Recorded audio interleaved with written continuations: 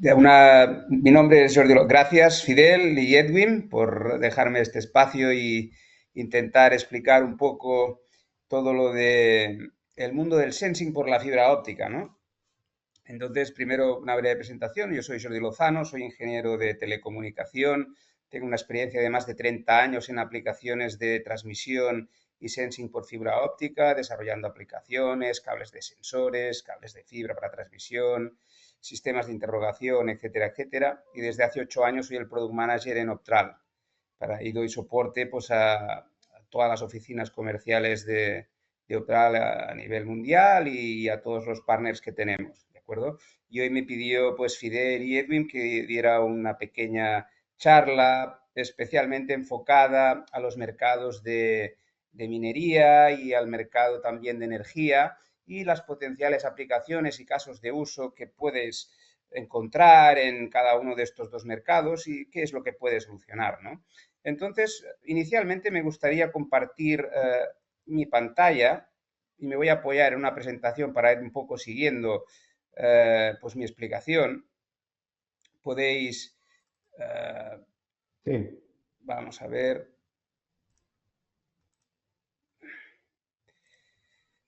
supongo que estáis viendo todos mi pantalla sí, correctamente, ¿vale? así es. Bueno, vamos a ver. Bueno, lo primero esto del sensing por fibra óptica suena un poco raro para la gente que no esté familiarizado con este tipo de tecnología, porque habitualmente se piensa en la fibra óptica como un elemento de transmisión que interconecta sensores, ¿de acuerdo? Es decir, quizás algunos de vosotros habéis conocido o conocéis los sensores de Bragg, las redes de Bragg, o conocéis sensores que se interconectan vía una red de fibra óptica, ¿de acuerdo? Hoy lo que voy a explicar no son ni redes de Bragg que interconectan sensores de fibra óptica, ni cables de fibra óptica que interconectan sensores convencionales, ¿no? Hoy lo que voy a explicar es que la fibra óptica es un sensor. Un sensor. La fibra óptica es un sensor. Y entonces, ¿y por qué se utiliza la fibra óptica como un sensor? Porque básicamente porque hay infraestructuras de área extensa que es absolutamente inviable sensorizarlas o intentar sensorizarlas con tecnología convencional, con sensores discretos. Imaginemos, no sé, una tubería de 50 kilómetros donde quieres monitorizar fugas y tú no sabes de antemano dónde se van a producir. Se puede producir a lo largo y ancho de 50 kilómetros, con lo cual tú no sabes dónde se va a producir y se puede producir en cualquier sitio. Entonces, un cable de fibra óptica, que es un elemento absolutamente pasivo, que no consume energía, que no interfiere pues, radioeléctricamente pues, con su entorno, que tiene muy baja atenuación, pues es un candidato óptimo para monitorizar el estado de una infraestructura. ¿De acuerdo? Si supiéramos de antemano dónde se van a producir los eventos que quiero sensorizar, pues simplemente poniendo un sensor convencional en el sitio adecuado, pues conoceríamos la información, pero no es así. No sabes dónde se te va a producir una fuga en una tubería, tú no sabes dónde se te va a producir un incendio en un túnel, tú no sabes dónde, pues no sé, se va a romper, pues no sé, un viaducto, bueno, y tantas otras cosas de infraestructuras o una línea de transporte de energía. No sé, a priori no se sabe. ¿De acuerdo? Con lo cual, no podemos desplegar infinitos sensores. Simplemente desplegando una fibra podemos monitorizar grandes infraestructuras, ¿vale? Aprovechando todas esas ventajas que confiere pues, la fibra óptica, ¿no? Y entonces, bueno, esto sería un poco la explicación teórica, pero básicamente lo que hay es una necesidad. En el marco, por ejemplo, de la minería, como en todas partes, pues la necesidad, pues el driver, el que cataliza pues el uso de este tipo de tecnología, pues típicamente son los procesos productivos, la optimización de procesos productivos y la seguridad en la mina, ¿de acuerdo? Entonces, ¿por qué? Pues porque, bueno, pues la seguridad, por ejemplo, en términos de incendios en galerías o la optimización de procesos productivos que inciden, el estado de los elementos de producción incide en la eficiencia de la producción, ¿no? En la productividad. Por ejemplo, en una faja transportadora de una mina que interconecta pues, diferentes niveles de chanqueado, pues si se rompe una faja o se incendia una faja, pues automáticamente deja de transportarse mineral. Si deja de transportarse mineral, deja de procesarse mineral, deja de facturarse mineral y, por tanto, ese tiempo de inactividad se convierte en un coste de oportunidad, ¿de acuerdo? O un incendio en una galería subterránea de una mina, pues puede producir pues una desgracia importante o una falta de ventilación en una galería. Con lo cual, las cosas pivotan en torno a la seguridad y a la eficiencia y, por tanto, a la eficiencia y al ahorro de costes en el proceso productivo, ¿no? Entonces, bueno, aquí en España, entonces, ¿cómo hay que ver un poco la fibra óptica? La fibra óptica hay que verla como si fuera el sistema nervioso de la infraestructura. Es decir, las infraestructuras grandes, pues como digo, es muy complejo pues monitorizarlas a tiempo real. Muy complejo porque necesitarías miles de sensores, miles. Entonces, un candidato idóneo, como he dicho, pues puede ser un cable de fibra óptica que con la tecnología apropiada podemos transformar en un array de miles de sensores que pueden medir pues temperatura, pueden medir vibraciones o pueden medir deformación, ¿de acuerdo? Si miden vibraciones, pues automáticamente podemos medir pues la actividad, por ejemplo, en un perímetro. Todas las minas, como sabéis, tienen perímetros gigantescos, ¿de acuerdo? Y es muy complejo, a veces hay perímetros de 20, 30 kilómetros incluso. Entonces es muy complicado pues estar monitorizando a tiempo real pues todo el perímetro y con un simple cable lo podemos hacer, evidentemente con ayuda a veces de cámaras, con analítica de vídeo, etcétera, etcétera, pero el cable de fibra óptica es fundamental para detectar pues cualquier perturbación en los aledaños de un perímetro, cualquier actividad, ya sea una persona, un vehículo, todas estas cosas dejan firmas acústicas que pueden ser identificables, dejan un patrón acústico a través de las vibraciones. O bien, por ejemplo, pues podemos estar monitorizando pues, la temperatura en las galerías de una mina subterránea. ¿Por qué? Pues para evitar o detectar un incendio de manera prematura o monitorizar pues, la temperatura para ver que el sistema de ventilación está funcionando de manera correcta, por ejemplo. ¿De acuerdo? O podemos monitorizar pues, los pernos que sujetan las galerías, la deformación de estos pernos y las cargas que reciben, ¿de acuerdo? Entonces, al final, ¿qué tenemos? Tenemos un sistema nervioso. ¿Formado por qué? Pues por una fibra y por unos sistemas de interrogación que convierten, pues a través de inyectar luz a esa fibra, pues todos esos estímulos de vibraciones, temperatura, deformación, en información útil para el sistema, ¿de acuerdo? Entonces, bueno, como digo, pues, ¿cómo trabaja una tecnología de este tipo? Pues bien, básicamente necesitamos cuatro elementos.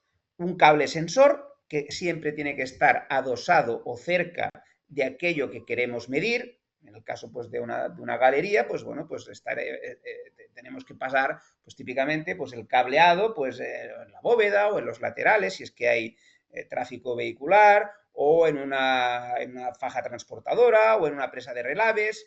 Hay que poner un cable sensor apropiado con la estructura, los materiales, el tipo de fibra, etcétera, etcétera.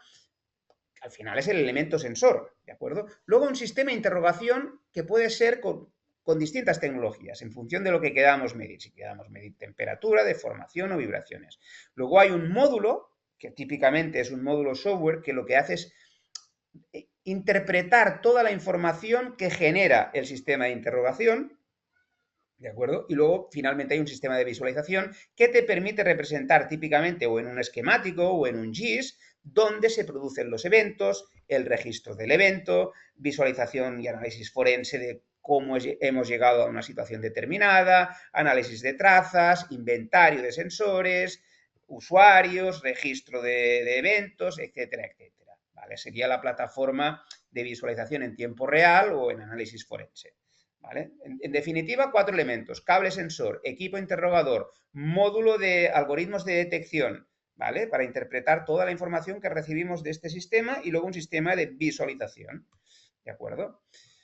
Entonces, ¿cómo funciona un sistema de interrogación? Pues básicamente como un OTDR, es un reflectómetro, ¿de acuerdo? Entonces funciona por backscatter, es decir, inyecta un tren de pulsos, esos pulsos se retrodispersan en la fibra, porque la fibra óptica no, es sílica, pero tiene impurezas típicas de metales y demás, germanio, etcétera, ¿no? Entonces la luz, los pulsos rebotan y se dispersan en todas direcciones. Y hay una parte que se retrodispersa justo hacia atrás. ¿De acuerdo? Y entonces, a través de un circulador óptico, se procesa en un receptor. Y aquí es donde se analiza. Entonces, en función de la tecnología que queramos hacer, si queremos medir temperatura, vibraciones o deformación, pues el equipo interrogador o el receptor es diferente. ¿Vale? Entonces hay tecnología Raman para medir temperatura. ¿Y en qué se basa? Pues como veis, cuando inyectamos aquí un tren de pulsos, inyectamos, por ejemplo, una potencia de 50 milivatios de pico, se genera un efecto no lineal, el cual responde a este espurio que aparece a unos 100 nanómetros de la longitud de onda principal. Si inyectamos a 1550, pues aparece a 1450, cuya amplitud varía con la temperatura a lo largo de toda la fibra. ¿De acuerdo? Y como esto es un tren de pulsos, a medida que el pulso avanza, claro, si tenemos un pulso que es luz y no pulso es no luz, pues claro, la luz que se retrodispersa es justo donde está el pulso. Por tanto, aquí, como vamos muestreando en el receptor, vamos exactamente sabiendo qué es lo que pasa en cada punto de la fibra. ¿De acuerdo? Entonces, se analiza. Si es temperatura, por efecto Raman. Si es deformación, pues por efecto Brillouin. El efecto Brillouin es otro efecto no lineal que se produce, lo que hace que salga un espurio más o menos a unos 10 gigahercios de la longitud de onda principal, cuya frecuencia varía. Entonces necesitamos un receptor que calcule ese desplazamiento Brillouin, y eso está correlacionado con la deformación y también con la temperatura. ¿De acuerdo? Y si tuviéramos, por ejemplo, una especie de reflectómetro con un langwidth muy fino, es decir, un langwidth, para que os hagáis una idea, un OTDR tiene un langwidth de láser de unos megahercios, pues esto tiene kilohercios, 1000 veces más estrecho. Pues lo que tenemos en lugar de una medida de atenuación o de amplitud, como tenemos en un OTDR, lo que tenemos es una medida de fase. Y con la medida de fase tenemos lo que se llama un DAS, que permite medir vibraciones. Por tanto, ya tenemos temperatura, deformación y vibraciones. ¿De acuerdo? Y teniendo todo esto, pues vamos a ver qué aplicaciones tenemos en las minas. Pues intuitivamente, pues como hay túneles, pues podemos medir temperatura para detectar incendios, ventilación. Como podemos medir temperatura, pues también podemos medir todo lo que son los procesos de lixiviado en las pilas de lixiviación. ¿De acuerdo? Aquí, pues como sabéis, pues hay un líquido que lo que hace pues es disolver pues, los metales, el cobre, el oro, la plata, etcétera, etcétera. Y claro, se intenta hacer lo máximo distribuido posible, pero a veces no es posible y hay zonas que quedan secas, a veces pues hay una capa de polietileno para evitar filtraciones que se rompe y podemos detectar las fugas, para evitar pues intoxicaciones, etcétera, etcétera. Podemos detectar digamos, rollers que se bloquean por efecto de los residuos y podemos detectar esos rollers que se calientan tanto y pueden llegar a incendiar la faja, pues a través también con un DTS. Pero también podemos utilizar un DAS para medir vibraciones y medir el perímetro, o un equipo de Brillouin para medir la deformación y la integridad estructural de las galerías, o la monitorización de las presas, ¿no? Si se deforman, si ceden, taludes, etcétera, etcétera, ¿no? Entonces, vamos a ir por partes. Y lo primero que podemos hacer es el tema del Raman, ¿no? El tema del Raman, pues básicamente, pues tenemos un sistema de interrogación Raman, ¿vale? Que se pone, bueno, típicamente pues es el sistema de interrogación está en un nodo y se despliega toda la fibra que va recorriendo pues todas las galerías, pam, pam, pam, pam, pam, hasta el final, ¿de acuerdo? Y entonces podemos ir midiendo con una resolución de un metro, es como tener ¿cómo se llama? Un termopar cada metro, un termómetro cada metro. Si tenemos, imaginaros que tenemos 20 kilómetros de galerías, pues tenemos 20.000 termómetros, 20.000 termómetros distribuidos cada metro. Por tanto, tenemos información exacta de la distribución de calor de toda la estructura de la mina, ¿vale? Entonces, típicamente se ponen en la bóveda, pero si hay vehículos dentro de la mina, se ponen en los laterales porque muchas veces los trenes generan incendios en la parte, sobre todo, de los bogies, que es la parte de las ruedas, y entonces típicamente se pone en la parte inferior, ¿no? Esto sería el aspecto que tiene un sistema de interrogación DTS, ¿de acuerdo? Esto sería la fibra óptica, este sería, digamos, el Raman o TDR, para entendernos. Tiene varios puertos, etcétera, etcétera, diversos canales para poder no sé, monitorizar pues no sé, una fibra que monitoriza las galerías, otra que monitoriza las fajas transportadoras, otra que monitoriza los procesos de lixiviación, etcétera, ¿no? Para que os hagáis una idea, por ejemplo, típicamente esto es un diagrama de waterfall temporal de la temperatura, ¿veis? Esto son en las ordenadas tenemos tiempo, en las abscisas tenemos distancia al sistema de interrogación y el color de la traza simplemente te indica la temperatura. De manera que aquí tenemos el mapa de 24 horas de pues toda esta distancia, que aquí creo recordar que eran unos 2 kilómetros, ¿de acuerdo? Y vemos qué es lo que pasa a lo largo de todo un día, cuáles son los focos de calor, cuáles son los focos de frío, cuándo hace más calor, cuándo hay sobrecalentamientos en estos dos puntos, por ejemplo. Esto significa que hay dos rollers en este punto y en este punto, pues que están muy calientes durante todo el día. Cuando hay menos actividad, menos caliente, y cuando hay más actividad, más caliente, pero muy caliente respecto a todo lo demás, ¿vale? Con lo cual, pues tenemos que ir aquí y sustituir este roller. A ver.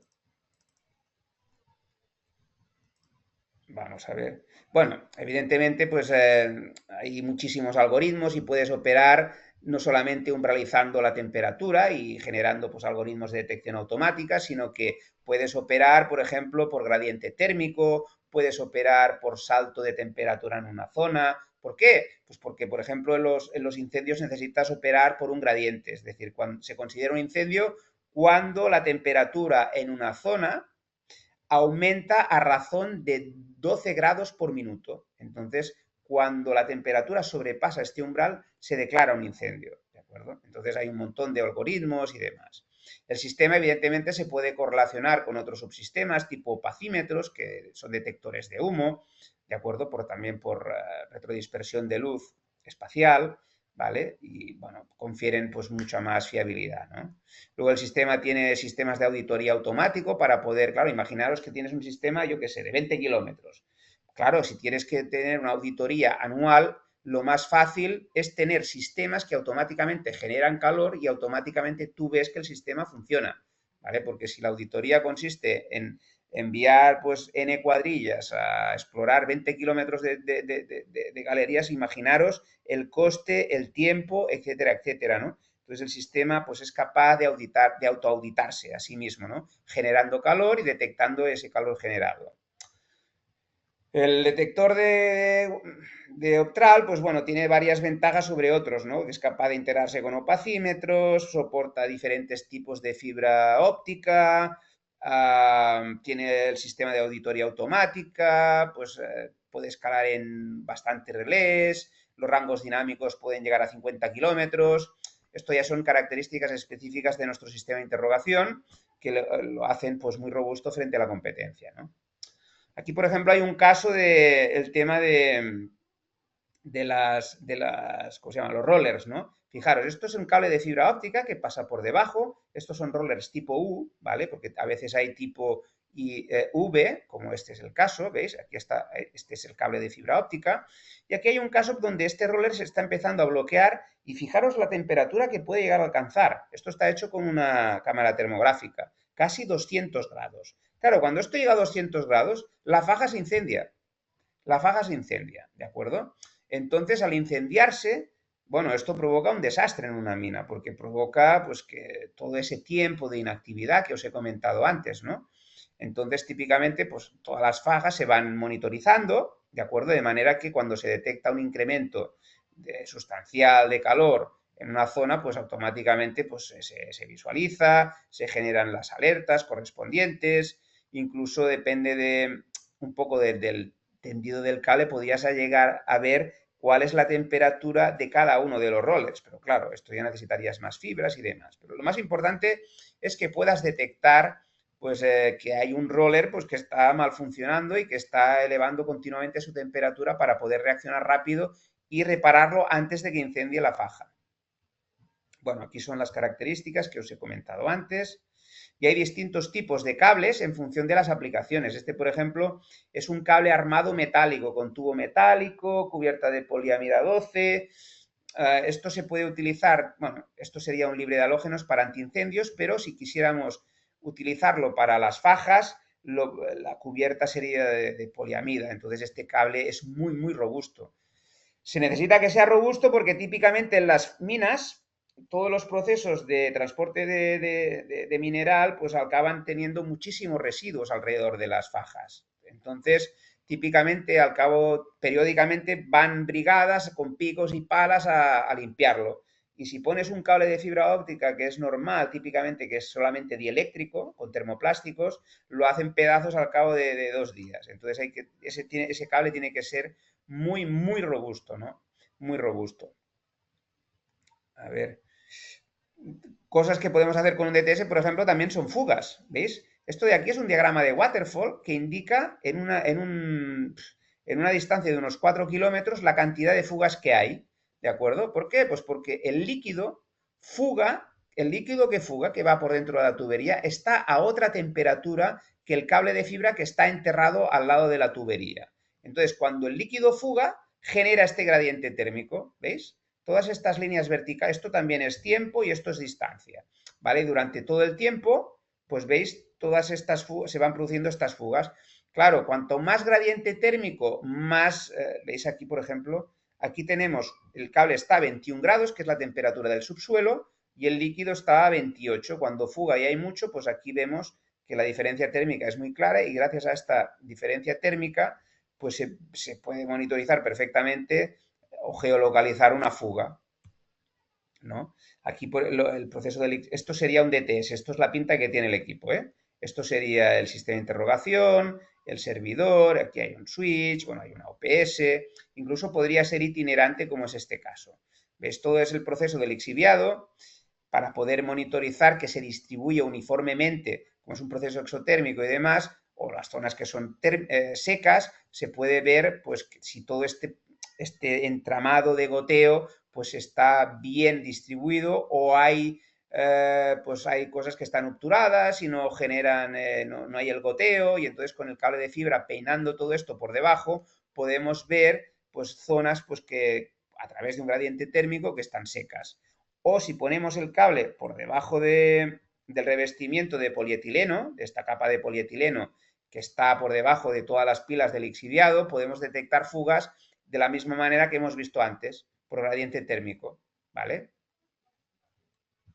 Vale. También, evidentemente, como sabéis, en las minas, como hay el consumo de energía es importante, porque, bueno, se consume muchísima energía para el tema de las palas, etcétera, etcétera, pues necesitamos a veces monitorizar las power lines o las subestaciones de transformación, ¿de acuerdo? Y esto se tiene que hacer pues con cables especiales, porque a veces incluso tienen que soportar temperaturas de entre 120 y 160 grados y típicamente pues el polietileno de alta densidad como mucho te aguanta 120 grados, ¿vale? Entonces, para detectar sobrecalentamientos en las subestaciones o en las power lines se utilizan unos cables de teflón, ¿de acuerdo? Que son muy estrechos, como estos, y permiten monitorizar los sobrecalentamientos que se producen por una demanda de calor, o sea, una demanda de energía, digamos, constante y elevada, ¿de acuerdo? Antes de que una power line pues casque o una subestación se incendie, pues estamos monitorizando a tiempo real pues el calor que genera, ¿de acuerdo? Bueno, doy paso a la tecnología Bridgewin, ¿de acuerdo? Con la tecnología Bridgewin básicamente lo que perseguimos es medir deformación o integridad estructural de todos los elementos estructurales que pueden haber en una mina, desde las galerías, las presas de relaves, tuberías, etcétera, etcétera, ¿de acuerdo?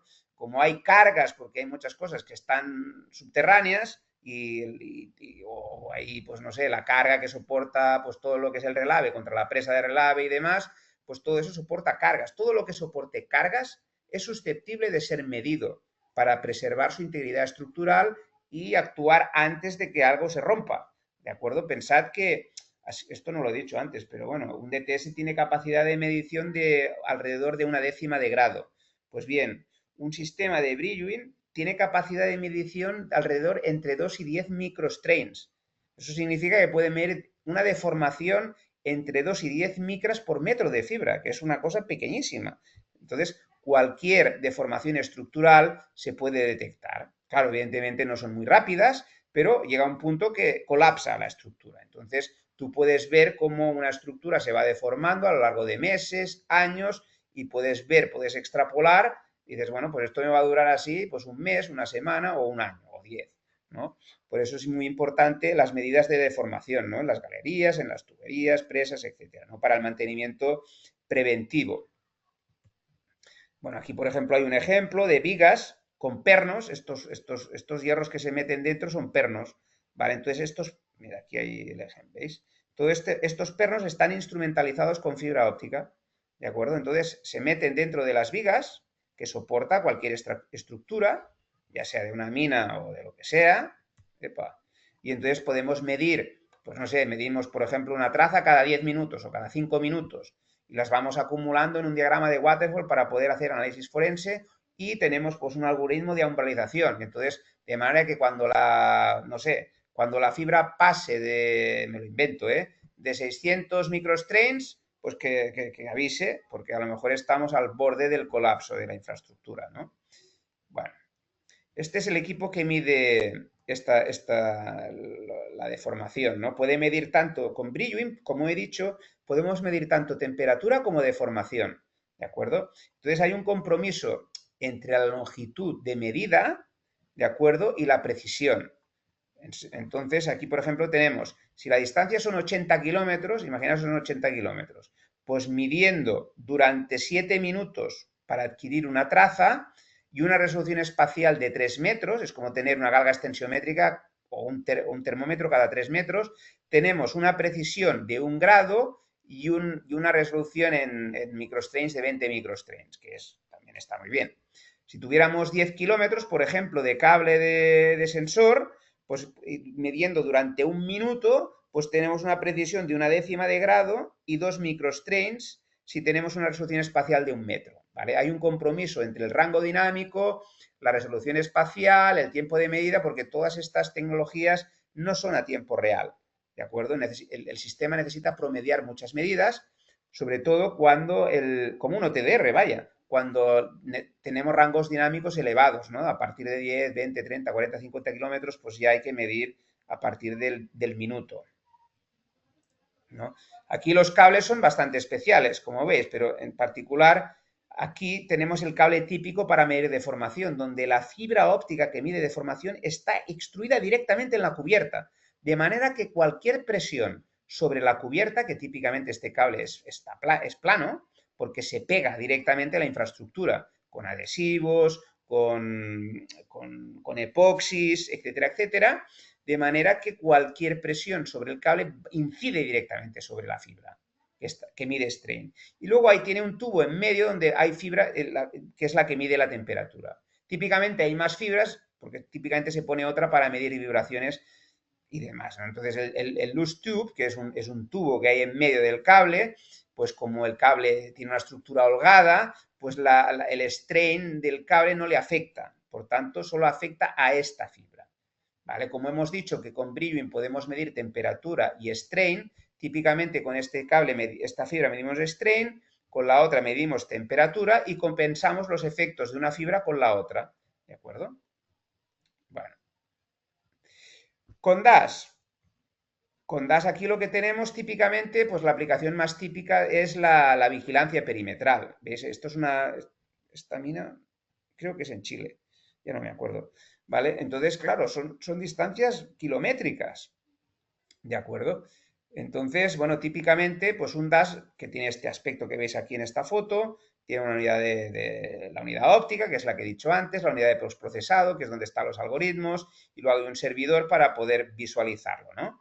Entonces, típicamente puede tener 1 o 2 puertos para redundancia en anillo, podemos tener alcances hasta 70 kilómetros, resoluciones espaciales típicas de 10 metros, ancho de banda de 1 kilohercio, que prácticamente pues es todo lo que necesitamos, porque los golpes y demás y las firmas acústicas que nos dejan pues están en ese rango frecuencial.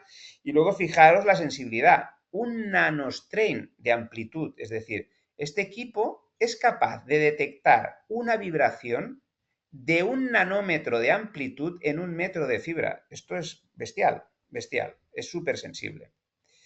Bueno, entonces típicamente pues podemos poner típicamente pues un cable en la valla otro redundante enterrado. Entonces, bueno, lo que hace el equipo es detectar patrones, que son firmas acústicas. Aquí veis, por ejemplo, un diagrama de waterfall, donde esto es tiempo y esto es distancia, y entonces lo que vemos aquí es la energía de la vibración, ¿vale? Cuanto más rojo, más energía, más peso, más impacto tiene, ¿no? Aquí vemos, por ejemplo, una persona moviéndose en paralelo al cable. ¿Veis? Como esto es distancia y esto es tiempo, la pendiente es la velocidad, ¿vale? Entonces, fijaros que esto es un vehículo. Claro, tiene una pendiente mucho más abrupta, mucho más, porque en poco tiempo recorre mucho espacio, es decir, va más, es más veloz, ¿vale? Que una persona. Es normal. Aquí esta persona va corriendo, aquí se para, no camina, va pasando el tiempo, aquí vuelve a caminar. Esto es un vehículo, ¿veis? Mucho más intenso. Y esto es actividad que se produce pues en este punto, ¿vale? Alguien que está agitando o está haciendo cosas, excavando, cualquier cosa. ¿Vale? Entonces, a través de estas firmas acústicas podemos entender qué está pasando alrededor. Y entonces hay diferentes tipos de cable, pero el cable DAS típicamente tiene una estructura holgada con gel. Y esto es muy importante que tenga gel porque es lo que te da un acople acústico de unos 20 dB. Si no tiene gel, el sistema, todos los sistemas DAS pierden mucha sensibilidad. Por tanto, hay que ir con cuidado con el tema de los cables legacy, cables que ya existan. ¿Vale? A veces se pueden utilizar y a veces no. ¿Vale? Típicamente lo bueno que tienen los cables de telecom de los últimos años es que todos tienen gel. ¿Vale? Entonces, muchísimos cables de telecom se pueden utilizar para aplicaciones DAS. ¿Mm? Bueno, aquí también tenemos otros cables que es para evitar sabotaje, también son metálicos, armados, etcétera, etcétera, ¿no? Bueno, aquí por ejemplo, normalmente el sistema DAS se combina, sobre todo últimamente, pues la mayoría de proyectos ya salen así, que es el DAS lo que te da es información de una perturbación que se produce en un perímetro y típicamente se pasa la información de esa posición a una cámara típicamente térmica, que sea PTZ, y lo que hace la cámara es mapear, un algoritmo lo que hace es mapear el punto del perímetro con un preset de la cámara. El preset lo que hace es decirle, mira, pues oriéntate aquí con este pan y este til y luego pues enfócate con este zoom, ¿vale? Y ese normalmente como mínimo tienen 256 presets, ¿no? Entonces podrías tener 256 posiciones que están orientadas a cada uno de los puntos del perímetro. De manera que, imaginaros, el equipo DAS, que es muy sensible, avisa a la cámara que se posicione. Esta típicamente funciona con una analítica de vídeo, de manera que puede discriminar personas, animales, tanto de día como de noche, ¿no? Entonces, bueno, pues bueno, hay muchas cámaras de térmicas de muchos tipos, pero vamos, en fin, típicamente esto se integra con un entorno tipo Xprotect de Milestone o Unity de Avigilon y típicamente pues se ofrece pues este pack, ¿no? DAS más circuito cerrado de televisión con este software específico. Y entonces estos softwares típicamente ya tienen entrada para capturar los eventos del DAS, ¿vale? Y entonces se registra todo y bueno, todo va a través de esta aplicación. Aunque típicamente, pues bueno, la arquitectura como es, pues típicamente, pues como he dicho antes, pues tenemos una unidad óptica, un equipo de postprocesado donde están los algoritmos, este es el equipo de interrogación, hay un servidor donde está toda la parte de visualización y típicamente pues tienes una consola remota que no necesita ningún software porque todo esto puede estar en el cloud, porque está virtualizado y porque se accede vía navegador a través de una IP, un puerto y unas credenciales. Simplemente en la URL tienes que poner pues justo pues la IP y el puerto y te conectas a través con un navegador y ya está, ¿vale? Y entonces tú puedes visualizar, pues bueno, pues no sé, el GIS, dónde se te ha producido la alarma, el inventario de los sensores, las alarmas recibidas, todas las trazas de todo el histórico forense, etcétera, etcétera, ¿no? Aquí, por ejemplo, vemos, por ejemplo, qué sucede con, no sé, alguien que está golpeando aquí este punto, ¿no? ¿Veis? En este punto, estos son golpeos, estas cosas rojas. Claro, no se mueve, siempre está en el mismo sitio, está en el punto 816 metros, ¿vale? En este punto, ¿veis? Cada vez que se hay un golpeo, pum, pum, pum, pum, pum, pum, pum, ¿veis? Lo capta perfectamente el DAS. Puede captar, evidentemente, desprendimientos de rocas, etcétera, ¿no? Para que os hagáis una idea, por ejemplo, esta simulación, Aquí tenemos una simulación de estas palas, ¿vale? Que pesan entre 1 y 2 toneladas las cargas, y el cable de fibra está a 20 metros, a 20 metros. No, distancia de la canalización 8 metros, perdón. Esta es otra prueba, ¿vale? Y entonces, fijaros las descargas. Esto es un diagrama de waterfall, ¿vale? Esto es un tren que pasaba por al lado, y cada una de estas rayas verticales excita, fijaros, desde el metro 13.800 hasta el metro 14.150, 350 metros de cable, es decir, es tan sensible que estamos monitorizando pues todas esas descargas a lo largo de toda la fibra. Y veis, esto es una descarga, aquí vuelven a cargar las palas y aquí vuelven a descargar, ¿de acuerdo? También se pueden, evidentemente, monitorizar fugas de líquidos, como el PLS, que son típicos líquidos pues, que vienen del proceso de lixiviación, por ejemplo, donde el cobre está disuelto y demás, o lo que sea, o el oro, la plata, lo que sea, ¿vale? Entonces, cuando hay cuando hay una fuga en una tubería, tenemos un patrón muy característico que es, aparte del ruido que hace, que sería este, cuando se produce la fuga, se produce un ruido, todo el mundo lo oye, el ruido. Pero además, internamente se produce lo que se llama un golpe de ariete. Y eso se traduce en una onda en copropagación y en contrapropagación. El golpe de ariete es en contrapropagación. Y genera esta especie de V, ¿vale? Que es captada por un DAS, ¿vale? Entonces, cuando vemos esta V en un DAS es que sabemos positivamente que hay una detección de una fuga. Entonces, esto es el patrón típico, la firma acústica típica de una fuga y se ve muy bien, ¿no? Entonces, para finalizar el bloque de las minas, he hecho una simulación con ChatGPT, con modelos de IA, un poco un caso de negocio, ¿no? Y el retorno de inversión que puede suponer, ¿no? Imaginaros que invertimos pues en un DAS y en un DTS, ¿no? Con el cable de fibra y demás, ¿no? Al final tienes una inversión de unos 450.000 dólares. Entonces, ¿dónde vamos a ver por dónde cogemos, digamos, beneficios, ¿no? Y aquí tenemos los ahorros estimados en pérdidas por robos y vandalismos, menos fallos imprevistos y mantenimiento correctivo. Esto es debido a que las fajas transportadoras de mineral pues funcionan correctamente, el sobrecalentamiento de los motores o los cables o los equipos eléctricos se controla perfectamente, la fatiga estructural de la maquinaria, fallos en tuberías de lixiviación y drenaje, en fin, todo esto hace que podamos ahorrar 140.000 dólares al año, ¿no? Optimización de los procesos de producción, ¿no? Las pérdidas de eficiencia por el transporte de mineral, fugas de calor y variaciones térmicas en las pilas de lixiviación, ineficiencias en los sistemas de ventilación, desperdicio de energía en bombas y circuitos hidráulicos. Al final esto se produce una reducción del tiempo de inactividad, que nos produce un ahorro de 100.000 dólares. Y evidentemente la reducción en las pólizas de seguro por el hecho de tener pues controlada toda la infraestructura. Pensad que las pólizas de seguro de todas estas instalaciones son astronómicas, astronómicas. Fijaros que solamente haciendo un análisis, esto es un análisis conservador, en un año podemos ahorrar 490.000 dólares. Eso significa que el retorno de inversión es en menos de un año, ¿de acuerdo? Porque invertimos 450 y ahorramos 490. Menos de un año.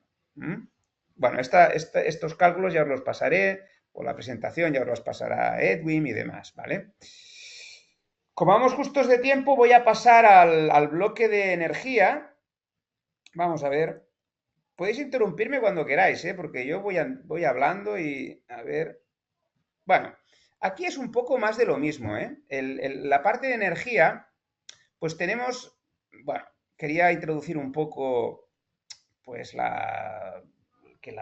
bueno, ahora mismo el transporte de energía comparado con hace 20 años no tiene nada que ver, porque ahora ya no se habla de una red de transporte, se habla de una smart grid, ¿vale? Antiguamente, pues teníamos unos centros de generación de energía donde habían plantas eólicas, fotovoltaicas, nucleares y plantas hidráulicas, etcétera, etcétera, ¿vale? Había una red de transporte de esa energía, una red de distribución y luego el consumo, ¿no? Pero actualmente todo está muy mezclado, entonces las redes de energía están muy malladas para poder ser balanceadas, ¿vale? Y además las partes que a veces consumen también generan, con lo cual la red es bidireccional. Entonces, como todo esto ha derivado de una complejidad bastante importante, todo esto que se transforma en lo que se llama una smart grid, una red inteligente, tiene que ser monitorizada, ¿vale? Y uno de los sensores más interesantes para monitorizar es justamente los sensores de fibra óptica. ¿A través de qué? Pues a través de los DTS, para medida de temperatura, para monitorizar pues sobre todo los sobrecalentamientos que se generan por efecto de la sobredemanda de energía de las líneas. Cuando las líneas no se balancean adecuadamente, pues una power line, pues a lo mejor pues está sobresaturada y eso genera por efecto Joule un efecto de calor. Cuanto más amperios pasan por una línea de cobre, pues más se calienta, ¿de acuerdo? Entonces lo que hay que ver es, bueno, hasta qué punto se puede calentar. Típicamente un cable de energía puede aguantar 120 grados.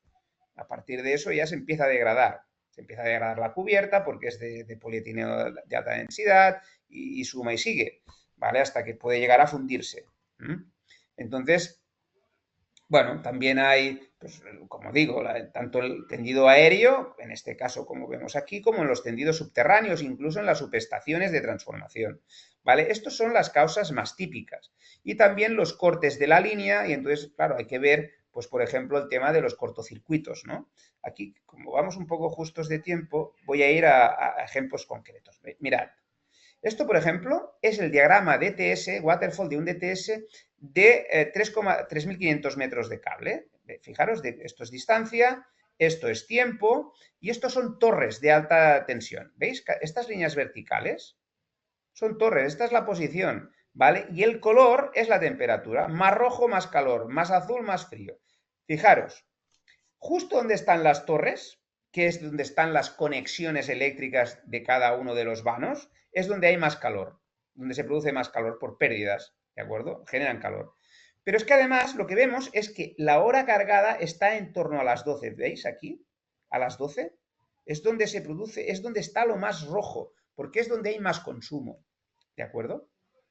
Es donde hay más consumo. Entonces, simplemente echando un vistazo a este diagrama de waterfall, estamos viendo cuál es el estado de nuestro tendido a lo largo de todo un día y cuál es la hora cargada y a lo mejor tendríamos que tomar decisiones para poder balancear carga de esta línea a esta hora y poder derivarla hacia otros segmentos de red. ¿Vale? Esto es un ejemplo súper gráfico de lo que sucede. También, por ejemplo, lo que vemos es, este ejemplo es característico también, imaginaros una estación de generación offshore, ¿vale? Que está en el mar, ¿vale? Hay una serie de molinos que generan energía que están conectados a la subestación eléctrica en tierra a través de unos cables.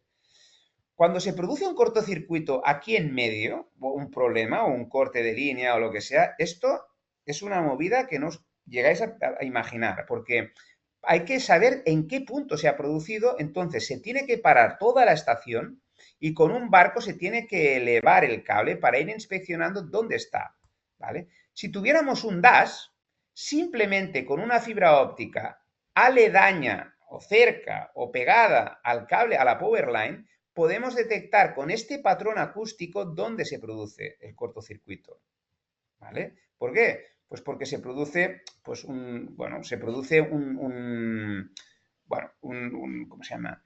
Un chisporroteo periódico, ¿vale? Y que lo podemos detectar de esta forma, ¿no? De esta forma. Bueno, también podemos ver con un DAS, pues evidentemente esto, por ejemplo, es una planta de fotovoltaica. Pues lo mismo que hemos visto antes, ¿no? El perímetro, monitorizar el perímetro de una planta fotovoltaica. ¿De acuerdo? Pues aquí están todos los paneles y con un DAS ponemos una valla perimetral y monitorizamos todo el perímetro, pues con la ayuda de un equipo DAS y un sistema de circuito cerrado de televisión. ¿Vale? Quería enseñaros esto. Esta es muy interesante. Mirad. Esto es una línea subterránea bueno, esto es una línea de alta tensión subterránea, ¿de acuerdo? Que está enterrada, ¿vale? Está enterrada y este es el perfil térmico de esa línea. Fijaros, normalmente esto está, pues, a ver 10, 20, 30, 40, bueno, esto está a esta temperatura típicamente, que es la temperatura plana, pero se produce una serie de eventos que podemos identificar claramente. Por ejemplo, este de aquí, este pico, es que el cable pasa justo al lado de una zona industrial y se cruza con una tubería de vapor de agua, ¿vale? Típicamente el vapor de agua está muy, muy, muy caliente y como el cable está próximo, pues detecta, la fibra óptica detecta el calor de esa tubería, ¿de acuerdo?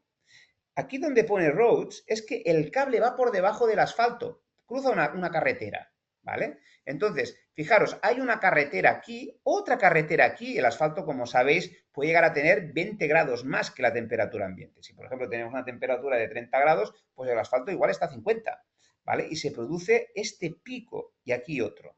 Y fijaros que en medio, justamente, pues bueno, hay un cambio, ¿vale? Que pasamos de asfalto pues a otro tipo de superficie, ¿vale?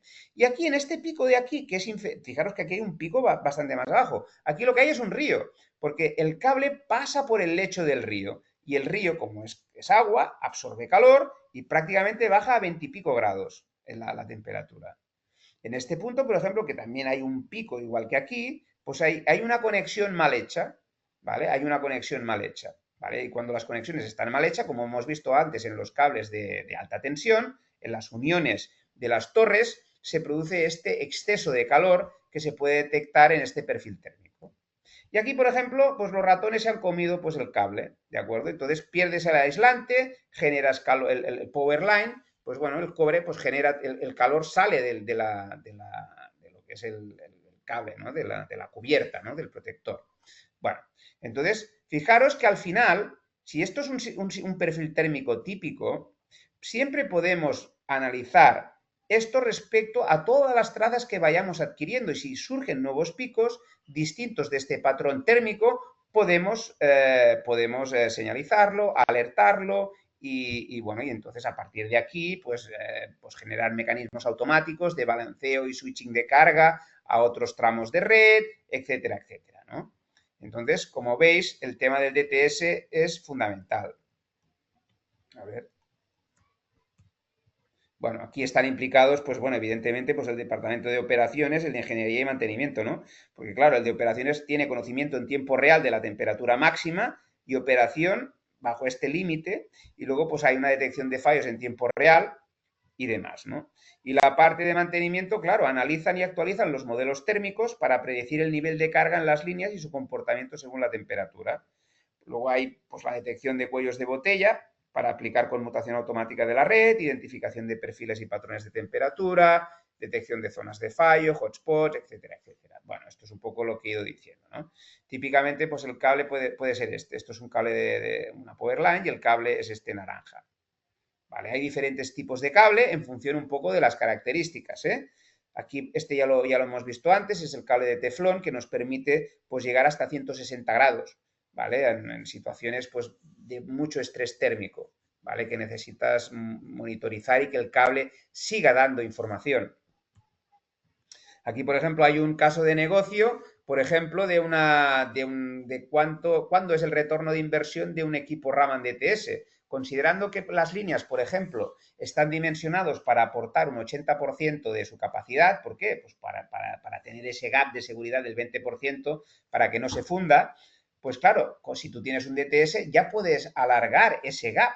Imaginaros, en este caso, podemos pasar de 1200 megavatios hora a 1320 megavatios hora, con lo cual, si puedo transportar esos 130 megavatios de más, porque estoy monitorizando continuamente el cable, pues eso me supone un incremento de 50 megavatios, o sea, $50 por megavatio hora, con lo cual, alrededor de unos 16 horas, tengo amortizado el DTS. No llega ni a un día. O sea, en un día se amortiza un DTS porque puedo estar empleando la línea a su máximo. Bueno, dejando pues a lo mejor un 5% de margen.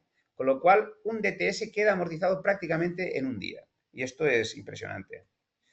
Bueno, aquí hay otro caso de estudio y ya está. A ver, esto. No.